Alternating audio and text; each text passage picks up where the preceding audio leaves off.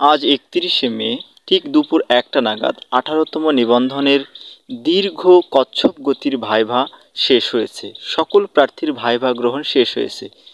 ইতিমধ্যে অন্যান্য সকল দিনের ভাইভার মার্কস কিন্তু যথারীতি এন্ট্রি হওয়া সম্পন্ন হয়েছে। শুধুমাত্র আজ ৩১শে মে যে কজন প্রার্থী ভাইভা দিয়েছেন তাদের মার্কস নতুন করে এন্ট্রি দেওয়ার প্রয়োজন আছে।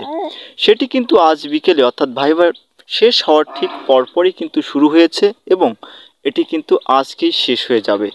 এবং এর পরবর্তীতে যে কার্যক্রমগুলো প্রুফ রিডিং, রেজাল্ট রিভিউ এবং পাবলিশের যে অন্যান্য কার্যক্রম সেটি কিন্তু শুরু করা হবে।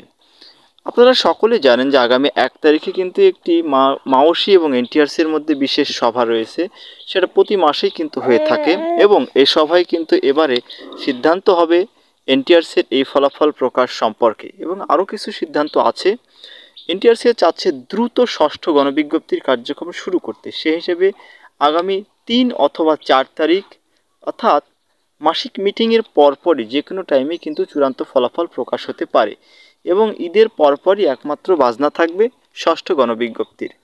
ষষ্ঠ গণবিজ্ঞপ্তি কিন্তু ঈদের পরপরই শুরু হবে। জুন মাস কোনোভাবেই পার হবে না এবং ষষ্ঠ গণবিজ্ঞপ্তির পরপরই কিন্তু বদলির কার্যক্রম আছে। তাই ষষ্ঠ গণবিজ্ঞপ্তি দেরি হবার বিন্দুমাত্র কোনো কারণ নেই।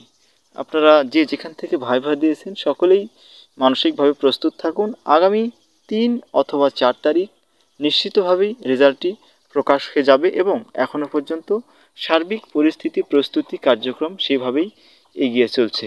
সবাই ভালো থাকবেন। ষষ্ঠ গণবিজ্ঞপ্তিতে সকলের জন্য শুভকামনা। ধন্যবাদ।